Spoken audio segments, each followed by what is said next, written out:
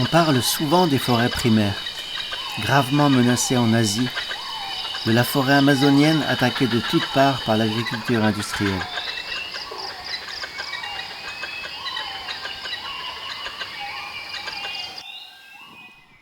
Nous avons en France beaucoup de forêts. Comment vont-elles ? Qu'en faisons-nous ? Ici, au cœur de la région Alsace-Lorraine, dans les Vosges, au sommet du Brésoir, un coin de forêt habité par un extraordinaire ensemble d'êtres vivants. Comment fonctionne son écosystème ? Comment le sauvegarder tout en produisant du bois ?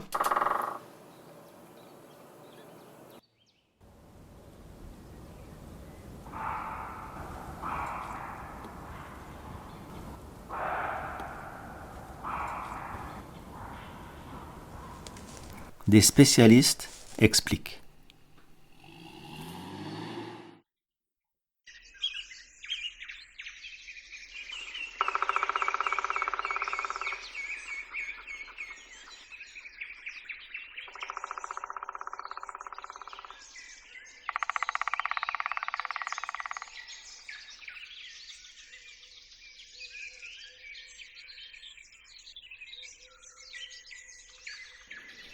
Lorsque l'on parle de forêt, la première image qui vient à l'esprit, c'est l'arbre. Une forêt, c'est des arbres. Mais il y a des forêts de résineux, des forêts de hêtres, des forêts plus ou moins mélangées. La forêt vosgienne qui nous entoure n'a pas toujours eu l'aspect que nous lui connaissons aujourd'hui. Elle a changé de physionomie avec le temps. D'abord sous l'effet des variations climatiques, au courant des temps géologiques, puis beaucoup plus récemment et plus rapidement par l'action des hommes. Pendant longtemps, le travail de gestionnaire forestier a été de produire du bois et seulement du bois. Donc on coupait de grandes surfaces à blanc pour avoir une bonne production à un prix raisonnable. On replantait derrière, l'avenir de la forêt était assuré, mais d'une façon très brutale.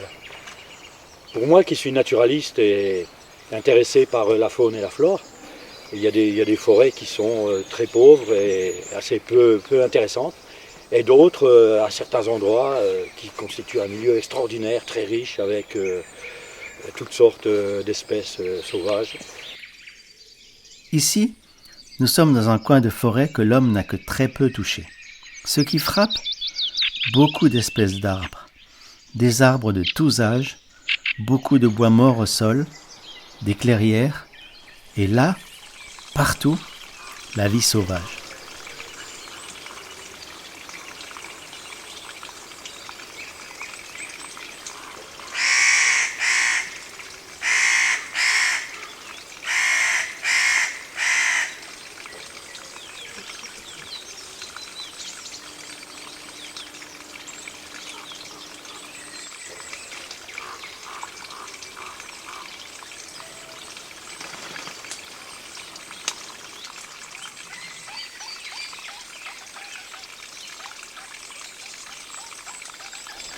Pourquoi une telle biodiversité dans cette vieille forêt ?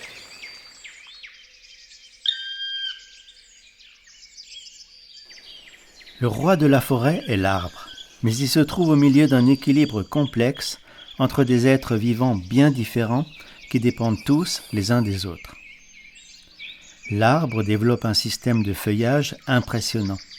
Il va capter le maximum d'eau et s'engorger tout en effectuant une synthèse extraordinaire.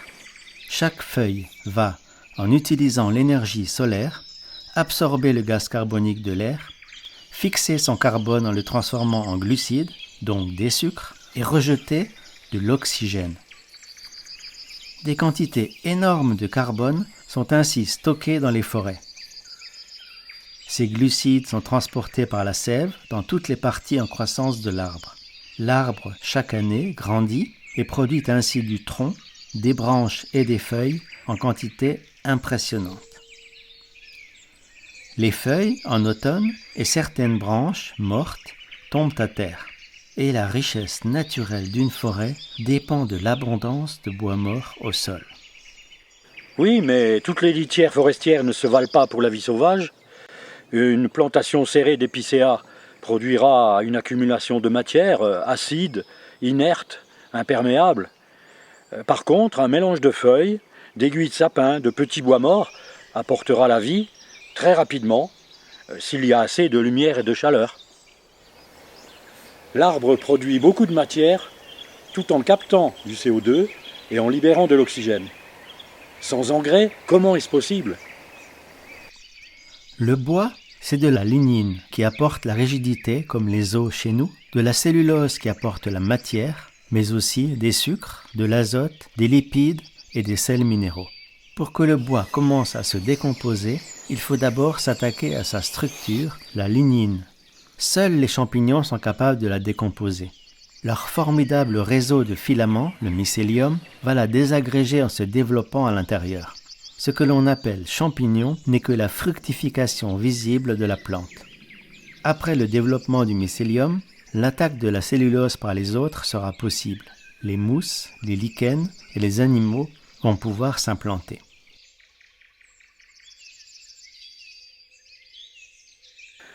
Beaucoup de larves d'insectes sont capables de se nourrir de la cellulose. Des fourmis, les camponotes, fourmis charpentières, ingèrent le bois mort dont la lignine a déjà été attaquée par les champignons pour y installer leur colonie. Les pics ont bien compris que dès qu'il y a des champignons visibles sur un tronc, celui-ci sera tendre et facile à creuser pour y établir sa loge. Et dans une forêt bien habitée, chaque arbre mort, ou presque, a sa loge. Les invertébrés, les larves de coléoptères ou de papillons qui s'activent dans ce bois mort, sont souvent la nourriture d'un ensemble d'animaux prédateurs. Bien cachés sous la mousse, un carabe au reflet d'or. Les carabes ne se nourrissent pas de bois, mais de tout ce qui passe à leur portée. Les fourmis rousses qui vivent en colonie, bien visibles, sont de redoutables prédateurs de tout ce qui bouge. Mais elles savent aussi élever des pucerons pour se nourrir de leur miel-là.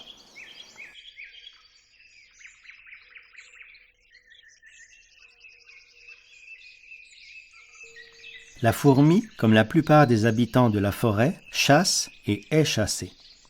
Elle a besoin de cette richesse vitale pour exister. Elle est une source de nourriture pour beaucoup d'autres animaux.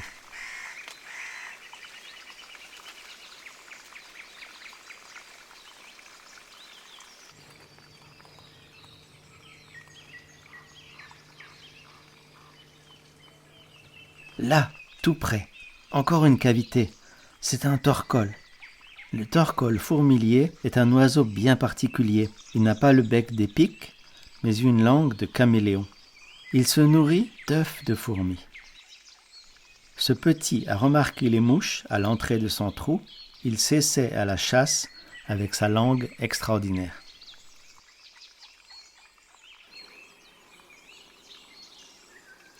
Tout ce bois mort, après le travail des champignons et de la petite faune, est transformé en humus, le terreau de la forêt. Et là, des milliards de bactéries vont se développer et libérer les éléments nutritifs qui permettront la croissance des arbres. La vie dans cette litière est intense. Beaucoup d'animaux plus gros s'en nourrissent. Les sangliers et les blaireaux ne vivent que de cela.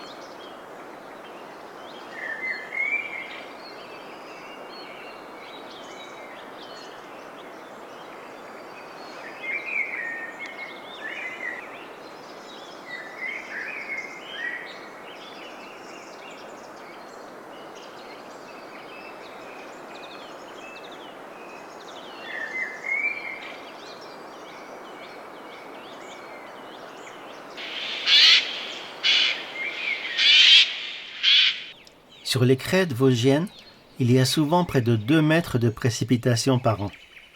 L'arbre développe une surface énorme, avec ses feuilles, ses aiguilles. Sous le couvert des arbres, la pluie perce doucement et entraîne les éléments nutritifs du sol en profondeur. Dans cette forêt, des végétaux bien particuliers sont omniprésents, les mousses et les lichens. Les mousses, les lichens n'ont pas de racines. Il se fixe sur des supports, le sol, le bois mort, mais aussi sur les troncs d'arbres bien vivants. Ils ne nuisent aucunement à leur support. Ils vivent en absorbant par leur surface étalée l'eau de pluie et ce qu'elle contient. Les lichens absorbent ou stockent tous ces éléments.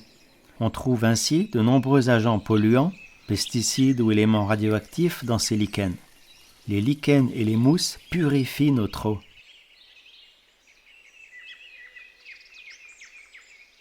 En hiver, les urines des cerfs sont bien rouges, colorées par les lichens dont ils raffolent.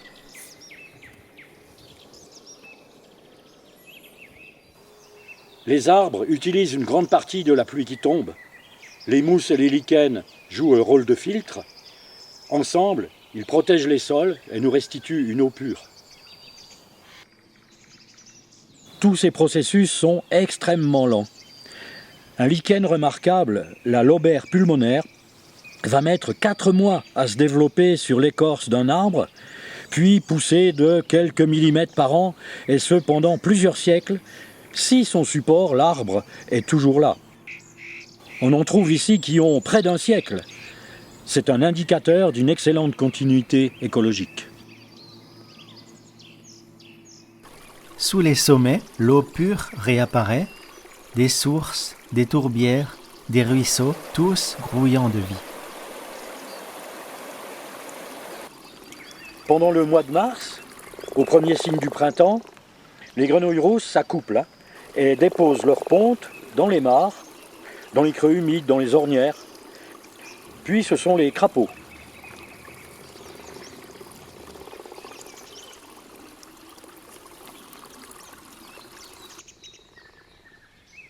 Les salamandres ne pondent pas d'œufs, mais déposent directement leurs petits dans l'eau. La couleuvre à collier est à l'affût de tout ce petit monde. Certains arbres, dominés par les autres, meurent et restent debout. Ils sont bien plus secs que ceux tombés au sol. Ce sont d'autres champignons, d'autres petits animaux qui s'y attaquent.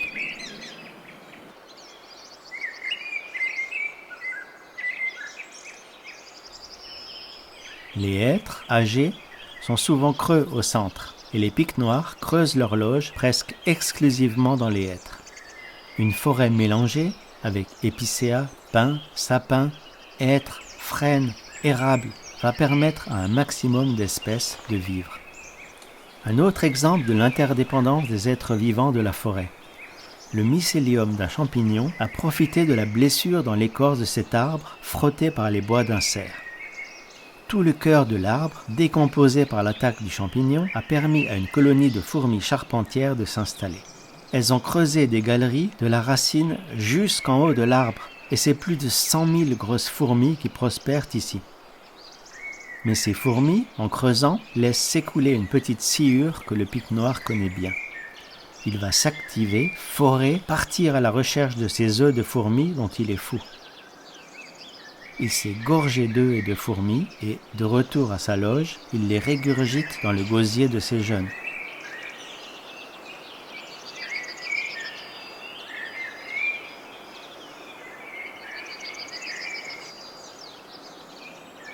Dans ces arbres, tout un monde vit, caché dans les mousses ou les lichens, arthropodes, vers, chenilles, pucerons, mais aussi sous l'écorce, les larves des parasites du bois.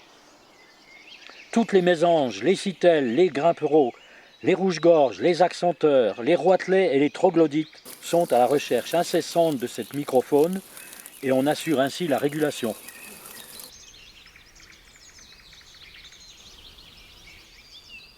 Dans le sol, dans les points d'eau, sous les écorces, dans les feuillages, la vie est intense.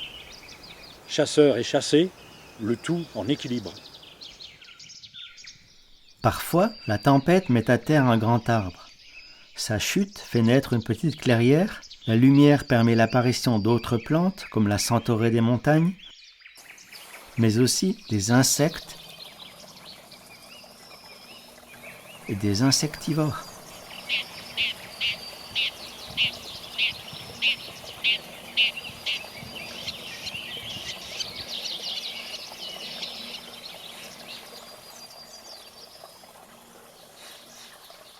C'est la présence de ces clairières qui permet la survie des grands mammifères, les cerfs, les chevreuils, les sangliers.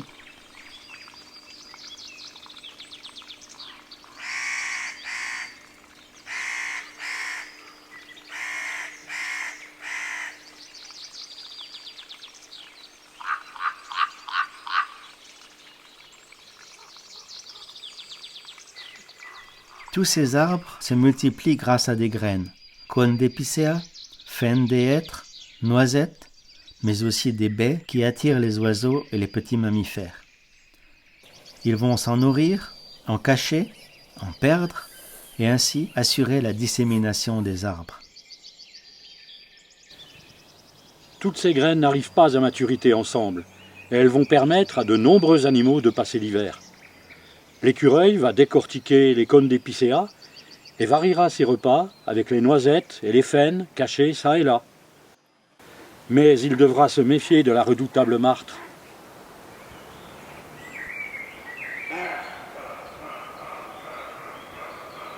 C'est souvent par les traces que laissent les animaux qu'on détecte leur présence.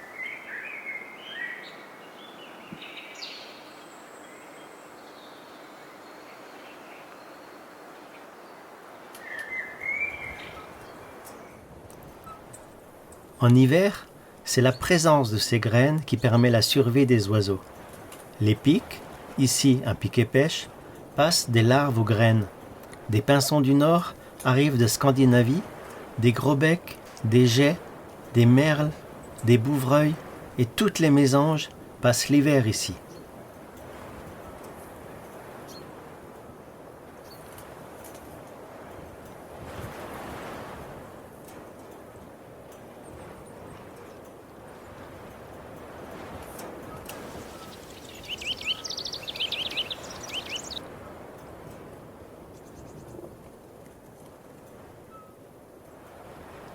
Elles sont aussi le garde-manger de l'épervier. Les arbustes, puis les arbres, vont coloniser lentement la clairière selon une chronologie bien précise. D'abord quelques ronces, aubépines, puis les bouleaux, les alisiers, et enfin les grands arbres feuillus ou résineux. C'est ici, dans ces petits endroits plus ouverts, clairières forestières ou tourbières, que deux oiseaux rares complètent leur menu, le grand tétras et la gélinate.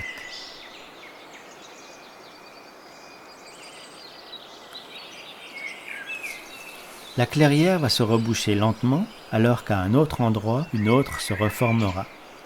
Les tempêtes sont fréquentes en montagne. Il y a aussi des clairières plus longues à combler, les éboulis rocheux. Au-dessus, dans la falaise, un couple de faucons pèlerins a établi son nid.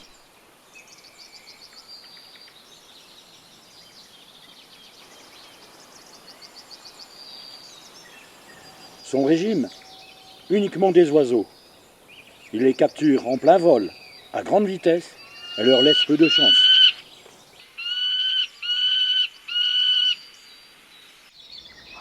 L'épervier, lui, les pourchasse dans les bois, au ras du sol, et aile fermée, dirigée uniquement par sa longue queue, saisit aussi sa part dans la population ailée.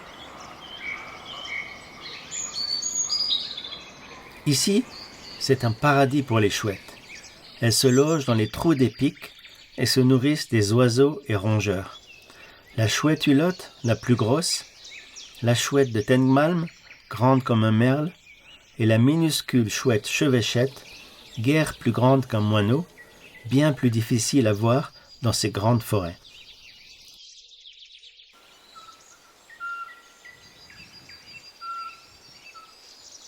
Là-bas, le chant d'amour de la chevêchette.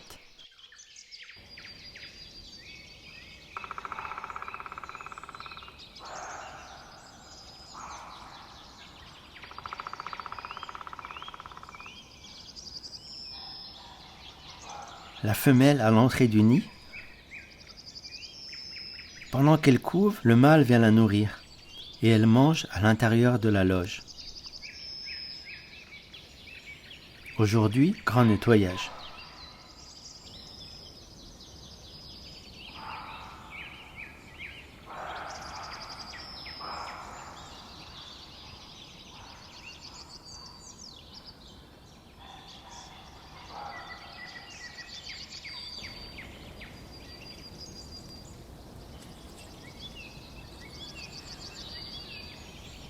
Les buses et les renards, eux, ont un régime plus varié. Ils peuvent se nourrir de vers de terre s'ils ne trouvent pas assez de mulots, taupes ou musaraignes.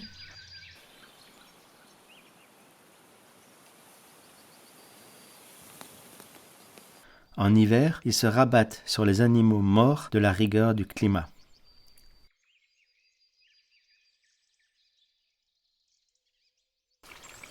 Des forêts comme celle-ci, qui produisent de l'oxygène, purifient notre eau, abritent une biodiversité remarquable et apportent à beaucoup de promeneurs des cadres somptueux, comme ici à l'étang du Devin, sont devenues rares.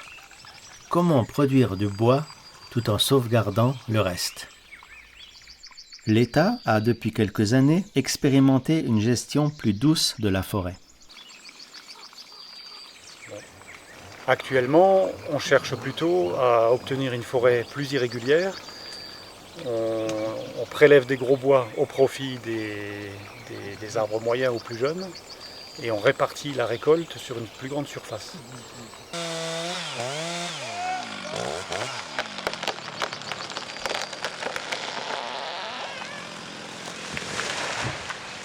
C'est bien plus difficile de raisonner arbre par arbre et non parcelle par parcelle.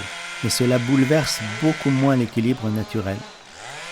Le sol reste couvert et protégé, des clairières sont formées par la coupe des gros arbres. Les branches ne sont plus brûlées, mais sont laissées sur place pour alimenter le processus de décomposition qui va fournir les aliments nécessaires aux arbres restants. Cela peut surprendre les promeneurs non initiés qui pensent que la forêt est moins propre, moins bien entretenue. Ici, on a prélevé un gros arbre dont on voit la souche, ce qui aura deux effets. D'une part, de favoriser les arbres voisins, d'autre part, d'apporter de la lumière au sol. Cette lumière permet aux graines de germer. Ces graines sont autant de résineux, comme le sapin, l'épicéa, le pin sylvestre, que de feuillus, hêtres, érables, frênes, sorbiers. Et elles nous permettront d'aller vers une forêt mixte, une forêt mélangée, qui est celle qu'on souhaite dans ces endroits et qui se rapproche le plus possible de la forêt naturelle.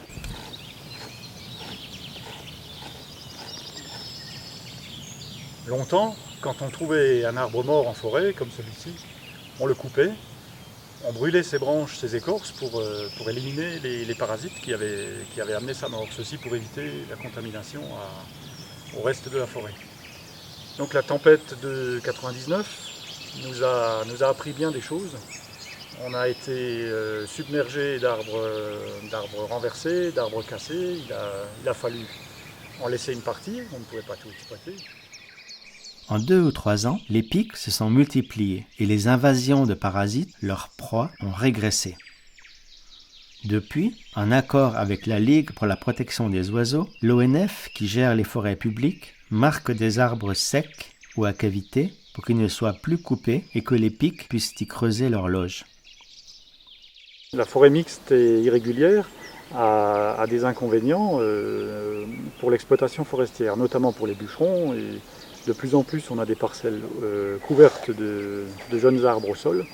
Et donc pour eux, c'est beaucoup plus difficile de travailler en sécurité, de se voir les uns les autres. Également, se pose le problème de sortir le bois de la forêt sans détériorer les sols forestiers et sans abîmer les jeunes arbres.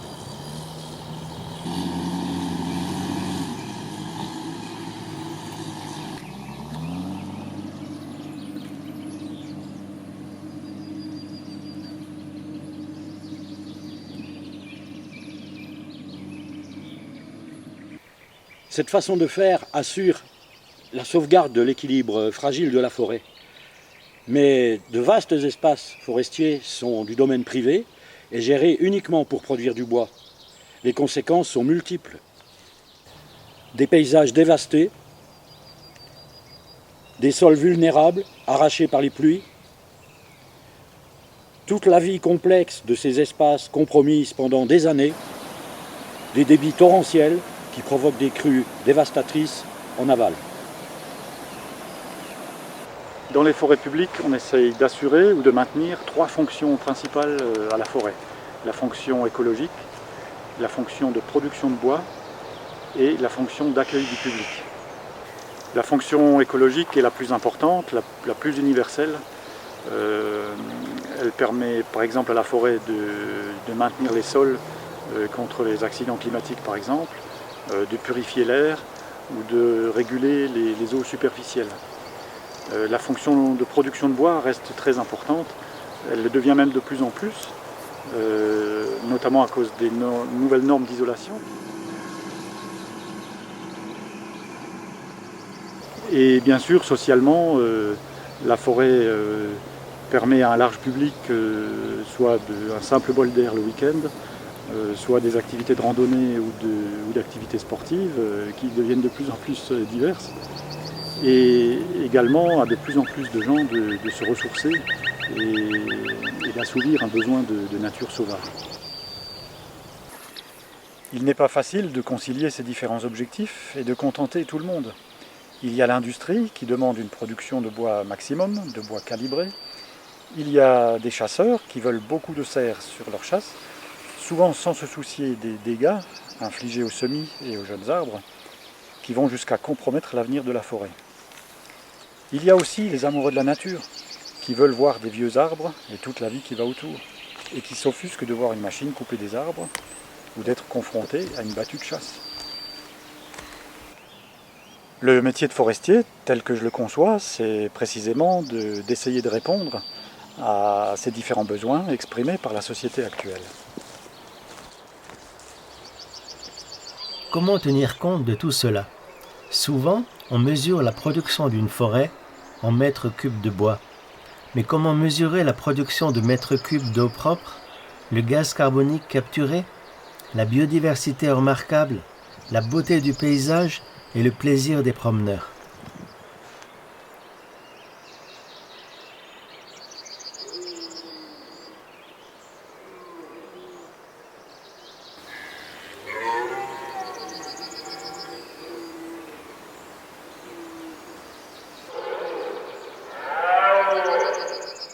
Ce n'est pas que la forêt lointaine qui est le poumon de la planète.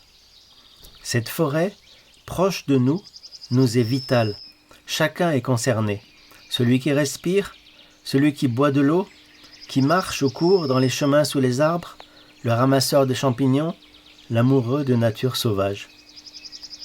Cette forêt est un équilibre extraordinaire. Bien gérée, elle pourra continuer à exister dans sa complexité et satisfaire tous ses besoins humains, parfois contradictoires. Il y a autour de nous de vastes espaces collectifs, communaux ou domaniaux, ils sont sous notre responsabilité.